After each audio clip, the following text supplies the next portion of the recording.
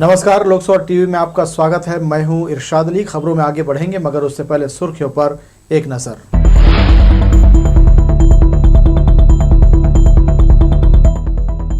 चीन में फिर से कोरोना मचा रहा तबाही, देश में सतर्कता बरतने दी जा रही सलाह। भाजपा की स्थिति मजबूत करने रमन सिंह निकले दौरे पर, टीएस सिंहदेव के बयान के बाद उनके अगले कदम पर विपक्ष की है नजर। पीएचई मंत्री रुद्र कुमार गुरु ने कहा, जनगणना के आधार पर समाज को मिलेगा आरक्षण, विपक्ष बेवजह बना रहा मुद्दा। और हौसलों से होती है ऊंची उड़ान, शहर की पोहा वाली आंटी ने सुनाई अपने संघर्ष की कहानी। ये थी सुर्खियां, अब खबरें विस्तार से। चीन समेत कुछ देशों में एक बार फिर से कोरोना ने तबाही मचानी शुरू कर दी है। भारत में भी परिस्थितियों को देखते हुए सतर्कता बरती जा रही है। केंद्रीय स्वास्थ्य मंत्री मनसुख मंडाविया की अध्यक्षता में उच्च स्तरीय बैठक हुई। श्री मंडाविया ने कहा, कोरोना अभी गया नहीं है। प्रदेश सहित जिले में सतर्कता बरतने एक बार फिर से चिकित्सकों ने लोगों से अपील करनी शुरू कर दी है। कोरोना वायरस अब अपने नए वेरिएंट के साथ चीन में फैल रहा है। चीन के बीजिंग शहर में आधे से ज्यादा आबादी इसकी चपेट में आ गई है। खतरा इतना है कि लोग घरों में कैद कर दिए गए हैं। यही नहीं, लाशों का ढेर लगा हुआ है। कोरोना का पहला केस भारत में चीन से पहुंचा था, लिहाजा केंद्र और राज्य सरकार भी सचेत हो गए हैं। फिलहाल प्रदेश में कोरोना के केस 0 दर्ज किए गए हैं, मगर आगे कहा नहीं जा सकता। इसके लिए सभी को सतर्कता बरतना जरूरी है। बिलासपुर जिले की बात करें तो वैक्सीन और बूस्टर डोज कुछ लोगों को छोड़कर सभी को लगाया जा चुका है। बावजूद इसके चिकित्सक 2 गज की दूरी और मास्क का उपयोग करने की सलाह दे रहे हैं। वैक्सीन का कवरेज छत्तीसगढ़ में बहुत अच्छा रहा, भारत में भी बहुत अच्छा रहा है। सबसे पहली बात है कि ये आपदा तो है, लेकिन सबसे बड़ी बात ये है कि prevention is better than cure. अभी भी आप मास्क लगाइए, सैनिटेशन का उपयोग करें और निश्चित है कि गवर्नमेंट सतर्क है। अब अगर ऐसा कोई माइग्रेटिव पॉपुलेशन यहाँ पे आता भी है तो सबसे पहले वो ट्रैक आउट हो जाएंगे हायर लेवल पे, इसलिए चांसेस कम है। लेकिन इसके बावजूद भी अपनी सुरक्षा का बचाव हर नागरिक करता है और ये हमारा दायित्व होता है। और हमारे भी एज ए जिला टीकाकरण अधिकारी होने के नाते हमारे दायित्व बनते हैं कि हम आपको ज़्यादा से ज़्यादा जागरूक करें, सुरक्षित रहें। और निश्चित है कि इसके बाद के भी गाइडलाइन, जैसे कि गवर्नमेंट ऑफ इंडिया ने एडवाइजरी जारी किया है कि जो भी केसेस अभी निकल रहे हैं उसके जीनोम सीक्वेंस का जो है जाँच किया जाए कि कहीं ऐसा तो नहीं कि हमारे यहाँ उस किस्म के कोई वायरस आ तो नहीं गए हैं। कोरोना का नया वेरिएंट कैसा है, इसकी चपेट में कौन आ सकता है, इस पर अभी कोई ठोस बात कह पाना संभव नहीं है। मगर पिछले कोरोना काल की बात करें तो उस तबाही, हाहाकार और मौतों के आंकड़े भुलाए नहीं जा सकते। गौरतलब है कि जापान, दक्षिण कोरिया, ब्राजील, चीन और अमेरिका में कोरोना के नए मामले चिंताजनक तरीके से बढ़ रहे हैं। लोकसभा टीवी के लिए कैमरामैन सुशांत सिंह के साथ नीरज शर्मा की रिपोर्ट। नगर पालिका निगम के वार्ड नंबर 16 में उपचुनाव के लिए कांग्रेस ने अपने प्रत्याशी की घोषणा कर दी है। बुधवार को कांग्रेस भवन में शहर कांग्रेस कमेटी के अध्यक्ष विजय पांडे ने सर्वसम्मति से अनीता कश्यप के नाम की घोषणा की। अनीता कांग्रेस के वरिष्ठ सदस्य रतन कश्यप की बहू हैं। पार्टी नेताओं ने अपने प्रत्याशी को बुके भेंट कर बधाई दी। पार्षद निधि जैन के असमय निधन के बाद बीजेपी ने उनकी बेटी श्रद्धा जैन को यहां से उपचुनाव में पहले ही अपना उम्मीदवार घोषित कर दिया है। सामान्य महिला पार्षद पद के लिए यह उपचुनाव अगले साल जनवरी में होगा। पिछला जो चुनाव था वो सब एक साथ हुआ था, ये बाई इलेक्शन है और इस समय जितने उस समय लड़े थे, वो जितने निर्दलीय भी लड़े थे, वो सारे लोग लगभग 80% से ऊपर जो प्रत्याशी हैं सब हमारे प्रत्याशी को समर्थन कर रहे हैं और सब कांग्रेस के लोग थे।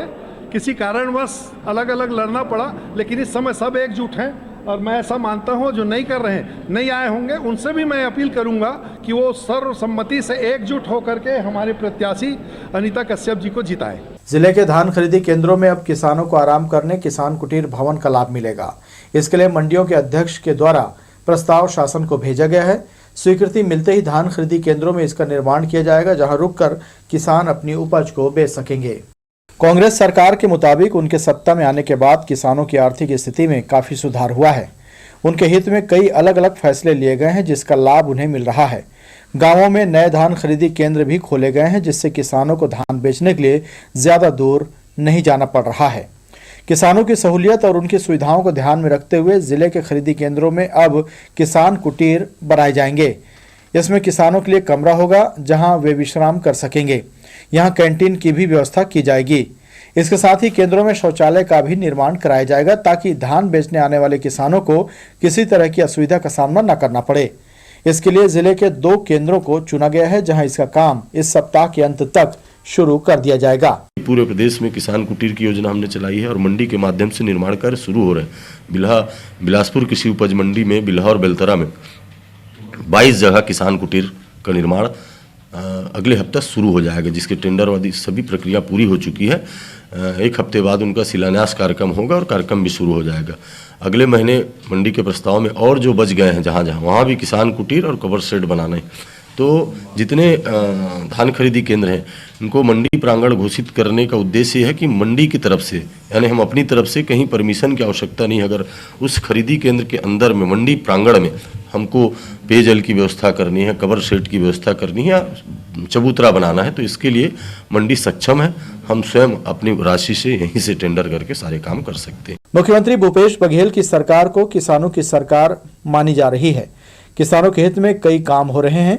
कांग्रेस नेता राजेंद्र शुक्ला के मुताबिक पूर्व की सरकार उद्योगपतियों की सरकार थी जो किसानों के हित की अनदेखी करती थी। अब सभी किसान काफी खुश हैं। लोकसभा टीवी के लिए कैमरामैन जय साहू के साथ भूपेंद्र सिंह राठौर की रिपोर्ट। छत्तीसगढ़ में कांग्रेस की मजबूत स्थिति को देखते हुए भाजपा संगठन बेचैन है। यही कारण है कि प्रदेश के बड़े नेताओं को लोकसभा और विधानसभा स्तर पर धुआंधार दौरा करने के निर्देश दिए गए हैं। पूर्व मुख्यमंत्री डॉक्टर रमन सिंह ने भी जनता की नब्ज टटोलना शुरू कर दिया है। 3 दिवसीय दौरे पर बिलासपुर पहुंचे श्री सिंह ने छत्तीसगढ़ भवन में पत्रकारों से चर्चा की। स्वास्थ्य मंत्री के बयान को लेकर उन्होंने कहा कि अब कांग्रेस में विभाजन की स्थिति बन रही है। लोकसभा क्षेत्र के दौरे में आए पूर्व सीएम रमन सिंह ने कहा कि टीएस सिंहदेव के बयान से साफ हो गया है कि कांग्रेस में विभाजन तय है। फिलहाल टीएस सिंहदेव से कोई चर्चा नहीं हुई है। उनके कांग्रेस छोड़ने के बाद चर्चा होगी। अभी तो वे कांग्रेस में हैं। टीएस सिंहदेव की भूमिका वो खुद बताने लगे हैं कि मेरी भूमिका आने वाले समय में क्या होगी। ये कांग्रेस के अंदर स्पष्ट विभाजन की रेखा दिखती जा रही है और आने वाले समय में और ये स्पष्ट होगा और बहुत सारे लोग आज असंतुष्ट हैं।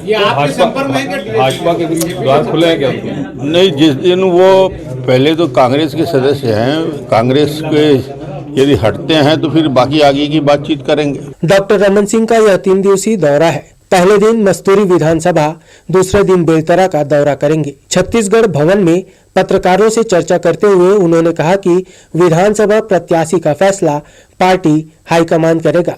आरक्षण को लेकर कहा कि उन्होंने नियम बनाया था, राज्य सरकार उसे कोर्ट में स्टैंड नहीं रख पाई। नियम विरुद्ध आरक्षण बनाए जाने के सवाल को वे टाल गए। छत्तीसगढ़ में अगली सरकार बीजेपी के बनने का दावा करते हुए रमन सिंह ने कहा कि तीसरी बार भी मोदी ही पीएम बनेंगे।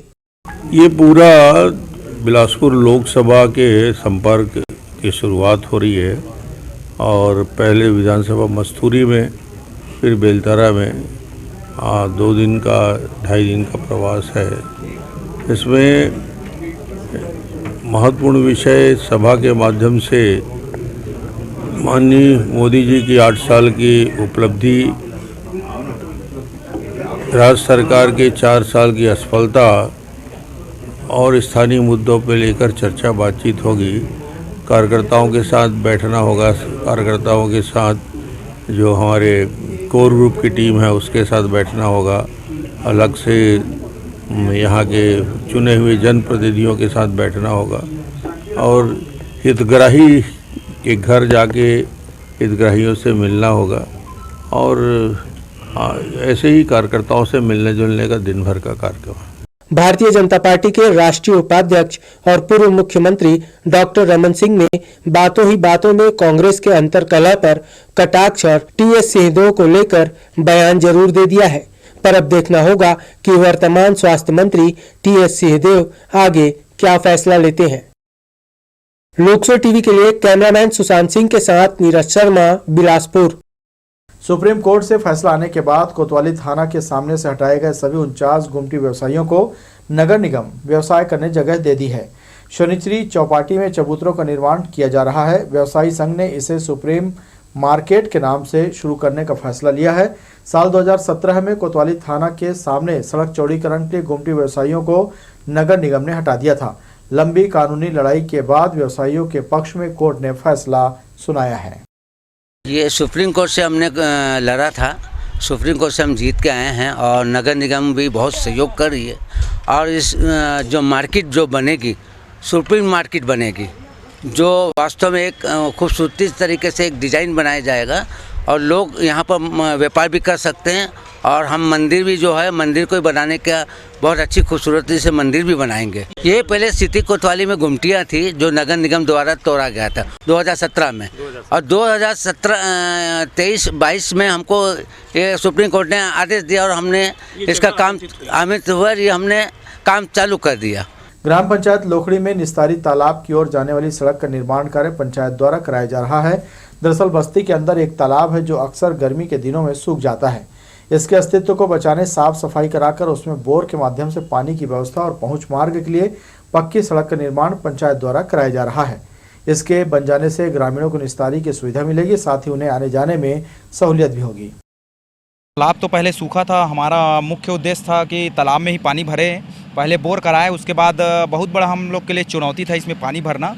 दूसरे तालाब की मिट्टी ला के हम यहाँ मताए खेत के जैसे बिल्कुल ट्रैक्टर चलवा के उसके बाद इसमें पानी रुकना शुरू हुआ। जनपद महोदय माननीय श्री सूरज पटेल के द्वारा उनके सहयोग से या सीसी रोड बन पा रहा है। और जो यहाँ बोर हुआ है उससे पूरा हम लोग का बस्ती एक मोहल्ला इससे पानी पीता है। चूँकि रोड बन रहा था उसमें सभी पाइप लाइन उखड़ गया था, उसके बाद फिर इसी से ही पानी पी रहे थे। और तालाब को भी भरने का काम आएगा, नहाने वहाने सब काम धाम में। कितने मीटर सीसी रोड बन रहा है? या 120 मीटर सीसी रोड बन रहा है अभी। सतनामी समाज कांग्रेस से नाराज नहीं है, बल्कि विपक्ष आरक्षण को मुद्दा बना रहा है। छत्तीसगढ़ भवन में प्रेस से बातचीत करते हुए प्रदेश के पीएचई मंत्री रुद्र कुमार गुरु ने कहा, जनगणना के आधार पर समाज को आरक्षण देने उनकी सरकार ने भरोसा दिलाया है। सत्तामी समाज के गुरु और प्रदेश के पीएचई मंत्री रुद्र गुरु ने कहा, आरक्षण के मसले पर समाज की सरकार से कोई नाराजगी नहीं है, बल्कि विपक्ष के पास कोई मुद्दा नहीं है। बीजेपी के शासनकाल में अनुसूचित जाति का आरक्षण 16 से घटाकर 12% किया गया था। अगर जनगणना होती है तो उसके अनुपात में समाज को आरक्षण मिलेगा। उनकी सरकार ने इसका भरोसा दिलाया है। समाज के साथ तो भाजपा की सरकार ने थी, उनके समय में 16 का 12 हुआ आरक्षण, उन्होंने कम किया। 2021 में केंद्र सरकार के द्वारा जनगणना होना था, जो कि केंद्र सरकार के द्वारा जनगणना नहीं होने के कारण आज की स्थिति में हमें दिक्कतों का सामना करना पड़ रहा है। क्योंकि केंद्र की नीतियों के हिसाब से आरक्षण जितना % रहेगा, मतलब केंद्र की नीति के हिसाब से जितना % आबादी रहेगी उसके हिसाब से आरक्षण होगा। मैं आपको यकीन दिलाता हूँ 2021 से ही अगले जनगणना में जितने भी % हमारे समाज का आएगा, चाहे वह 17% हो, 18% हो, इंक्रीज भी होगा तो हमारे समाज का आरक्षण उतना ही % बढ़ेगा। केंद्रीय राज्य मंत्री प्रहलाद पटेल ने प्रदेश में जल जीवन मिशन योजना की स्थिति पर चिंता जाहिर करते हुए पिछले दिनों कहा था कि अगले साल तक इसके पूरा होने पर उन्हें आशंका है। पीएचई मंत्री रुद्र गुरु ने कहा, बीजेपी सरकार ने उस समय फंड दिया होता तो ये स्थिति नहीं आती। आज भूपेश सरकार अपना शेयर देकर योजना को पूरा कर रही है, इसका बेहतर क्रियान्वयन किया जा रहा है। और वो ये कहना भूल गया कि 15 साल के बीजेपी के कार्यकाल में अगर बीजेपी सरकार ने पीएचई विभाग को फंड दिया होता तो आज स्थिति बहुत अच्छी होती। वो आधी बात को वो बोल के गए, पूरी बात को मैं कर रहा हूँ। हमारी सरकार माननीय मुख्यमंत्री जी के नेतृत्व में बाकायदा पूरा अपना शेयर दे रही है, बल्कि पहले हम दे रहे हैं और जो केंद्र है उतना देने में देरी कर रही है पैसे। इस कारण बीच में थोड़ी बहुत हमको परेशानियाँ भी हुई थी, लेकिन हमने अपने केंद्र के का इंतजार ना करके अपने राज्य मत से हमने काम किया और हमारा आगे भी काम जारी है। जिले में विभिन्न कार्यक्रमों में भाग लेने आए प्रदेश के लोक स्वास्थ्य यांत्रिकी विभाग के मंत्री ने छत्तीसगढ़ भवन में पत्रकारों से चर्चा की। कैमरामैन सुशांत सिंह के साथ दिलीप जगवानी, लोकसभा टीवी, बिलासपुर। सतनाम धर्म के प्रणेता संत बाबा गुरु घासीदास की 266वीं जयंती धूमधाम से मनाई जा रही है। समाज के लोग अलग अलग जगहों में पूजा अर्चना लगातार कर रहे हैं। बुधवार को तुर्काडीह स्थित जोड़ा जैतखाम में कार्यक्रम का आयोजन किया गया। यहाँ गुरु रुद्र कुमार ने पूजा अर्चना कर जैतखाम में चोला चढ़ाया। इस दौरान सतनामी समाज के राज महंतों ने उनकी अगुवाई की। सतनामी समाज आज विगत 6वां साल है। परम पूज्य गुरु घासीदास बाबा जी के 18 दिसंबर से जयंती प्रारंभ होकर 31 दिसंबर तक चलते, उसमें 3 दिन का मेला पूरे समाज की तरफ से और सर्व समाज इस मेला में भागीदारी निभाते हैं। जो 21, 22, 23 इस साल का जो मेला का प्रारंभ है, आज जोड़ा जय स्तंभ में पालो चढ़ाएंगे, गद्दी का पूजा करेंगे, जिसमें हमारे गुरु घासीदास बाबा जी के 6वां वंशज जगत गुरु गुरु रुद्र कुमार गुरु जी आज यहाँ पे आसीन होंगे। उनके ही कर कमलों द्वारा गद्दी का पूजा होगा, पालो चढ़ाएंगे, जिसमें हम सभी राजमहंत आज यहाँ पे इकट्ठा हुए हैं। और जितने भी हमारे संत समाज है वो बहुत हर्ष उल्लास के साथ बाबा जी के जयंती को मनाते हैं। सतनामी समाज के द्वारा जोड़ा जैतखाम का स्थापना किया गया है। सतनामी समाज एक गुरु प्रधान समाज है। आज हमारे जगत गुरु जो हमारे गुरु के 6वां वंशज हैं हमारे बीच में उपस्थिति दे रहे हैं। हम उनके राजमहंत हैं। यहाँ पर गुरु जी के आगमन पर हम सब उसके स्वागत के लिए एकत्रित हुए हैं और हर्षोल्लास के साथ उनका स्वागत करेंगे। अरपा नदी पर बनाया जा रहा बैराज का काम 5 महीने पीछे चल रहा है। जनवरी के बजाय अब यह जून में पूरा किया जाएगा। जल संसाधन विभाग के मुख्य अभियंता ने ठेकेदार से काम शुरू कर तेजी से खत्म करने कह दिया है। बचा हुआ सिविल कार्य पूरा करने ठेका कंपनी को चेतावनी दी गई है। 5 महीने हो गए सिविल कार्य बंद होने से बैराज निर्माण आगे नहीं बढ़ पा रहा है। प्राधिकरण के पदाधिकारी और जनप्रतिनिधि दौरा कर औपचारिकता निभा रहे हैं। ठेकेदार अपनी मजबूरी बताकर काम शुरू नहीं कर रहा। बताया जा रहा है अरपा नदी पर तैयार किए जा रहे बैराज का मामला विधानसभा में गूंजेगा। इधर जल संसाधन विभाग के मुख्य अभियंता A.K. सोमावार ने बुधवार को पचरी घाट पहुंचकर अपडेट लिया।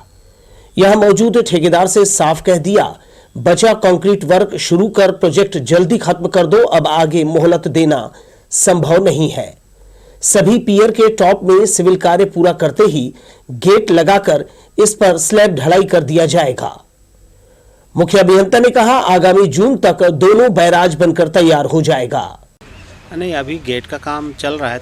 30 गेट का काम हो चुका है और गेट जिसके सहारे ऊपर नीचे होना है, जिसको होइस्ट ब्रिज बोलते हैं, उसके फैब्रिकेशन का काम चल रहा है, पैरेलल चल रहा है। लेकिन जो इसके में एक आने जाने के लिए एक ब्रिज है जिसका प्रस्ताव इसमें है बैरेज के साथ में, उसका काम थोड़ा सा डिले हो रहा है स्टार्ट होने में।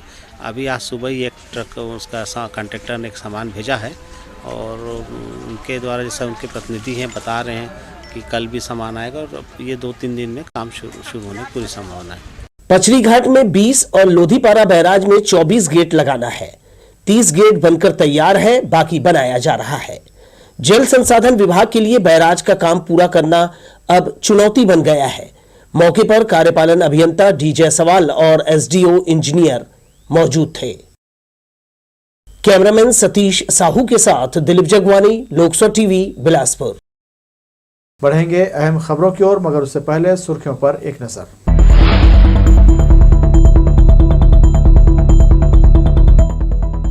चीन में फिर से कोरोना मचा रहा तबाही, देश में सतर्कता बरतने दी जा रही सलाह। भाजपा की स्थिति मजबूत करने रमन सिंह निकले दौरे पर, टीएस सिंहदेव के बयान के बाद उनके अगले कदम पर विपक्ष की है नजर। पीएचई मंत्री रुद्र कुमार गुरु ने कहा, जनगणना के आधार पर समाज को मिलेगा आरक्षण, विपक्ष बेवजह बना रहा मुद्दा। और हौसलों से होती है ऊंची उड़ान, शहर की पोहा वाली आंटी ने सुनाई अपने संघर्ष की कहानी। बिलासपुर की सविता गुप्ता की हिम्मत और जज्बे को देखते हुए सोनी टीवी के इंडियन आइडल में अतिथि के रूप में उन्हें बुलाया गया। सरकंडा निवासी पोहा वाली आंटी के नाम से मशहूर हुई सविता गुप्ता ने प्रेस क्लब में पहुंचकर पत्रकारों से चर्चा की। उन्होंने कहा कि पति के मौत के बाद उन्होंने बगैर किसी की मदद के कठिन परिश्रम कर अपने बच्चों को अच्छी तालीम दी। रात 2:30 बजे से पोहा और चाय के साथ ही छात्रों के लिए टिफिन बनाकर उसने यह मुकाम तैयार किया है। उसके परिश्रम को छत्तीसगढ़ ऑफ ह्यूमन की टीम ने वीडियो बनाकर सोशल मीडिया में साझा किया। देखते ही देखते उसको जानने वालों की तादाद बढ़ गई और यही वजह है कि उसके संघर्ष को प्रेरणा के रूप में बताने के लिए इंडियन आइडल में आमंत्रित कर लिया गया। सप्ताह भर पूर्व प्रसारित कार्यक्रम के बाद पोहा वाली आंटी को शहर के अलावा देश भर के लोग अब जानने लगे हैं। इस जुझारू महिला का कहना है कि महिलाएं चाहें तो क्या नहीं कर सकती, हौसला और हिम्मत बरकरार रखनी चाहिए। अब वो चाय पोहा मटर बेचने का वो था, वही टिफिन भी बनाती थी, मैं स्ट्रगल की थी पूरा। तो स्ट्रगल के बारे में जब लोग देखे ना तो पूरा वीडियो बना के वहाँ भेजे थे हम लोग, तो इसीलिए हम लोग उनके पास फ़ोन आया था। फिर हमको वहाँ पे फ़ोन से फिर यहाँ पे इनको भेजे थे हम लोग वीडियो बनाने के लिए। हम तो यही संदेश दे गए हैं, हर कोई महिला इतना मेहनत करेगी, किसी सहारे में ना जिए और ना गलत रास्ता पकड़े, तो छोटे धंधे से भी आप बहुत बड़ी संपत्ति बना सकते हो। NHAI बिलासपुर से होते हुए कटघोरा अंबिकापुर तक 4 लेन सड़क बना रहा है। सड़क किनारे कई गांव हैं, लेकिन NHAI ने यहां अंडरपास नहीं बनाया है। इस वजह से कई हादसे हो रहे हैं।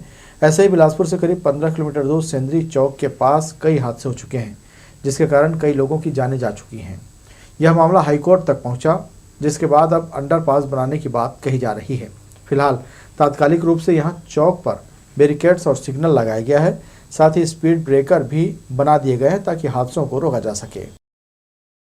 उसलापुर रेलवे स्टेशन में यात्री ट्रेनों की सुविधा बढ़ाई जा रही है, जिसके बाद यहां तमाम तरह की कमियों को दूर किया जाना आवश्यक महसूस होने लगा है।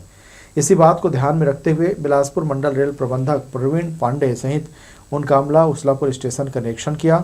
उन्हें यहाँ यात्रियों के लिए अतिरिक्त टिकट काउंटर के अलावा पार्किंग की सुविधा में कमी नजर आई, जिसे लेकर उन्होंने मातहत अधिकारियों को आवश्यक निर्देश दिए।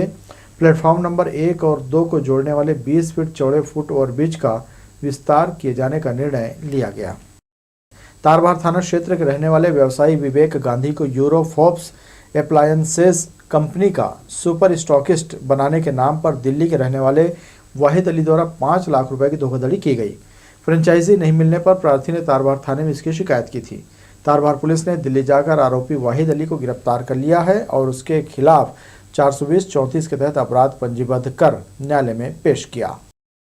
दुनिया में प्रेम, शांति, सद्भावना, भाईचारा, क्षमा, परोपकार, सेवा, सहयोग का संदेश देने वाले प्रभु यीशु मसीह का जन्मदिवस नज़दीक है। प्रभु के आगमन को लेकर शहर के मसीही समाज में जबरदस्त खुशी की लहर देखी जा रही है। प्रभु ईसा मसीह के जन्म से जुड़े शुभ संदेश देने तारबहार क्षेत्र में मसीही समाज ने रैली निकाली। इसमें शामिल लोग कैरोल गीत संगीत की धुन पर खुशियां मनाते चल रहे थे। तो ये थी हमारी लोकसभा टीवी की तमाम खबरें। अगले बुलेटिन में आपसे फिर होगी मुलाकात। तब तक के लिए इरशाद को दीजिए इजाजत। नमस्कार।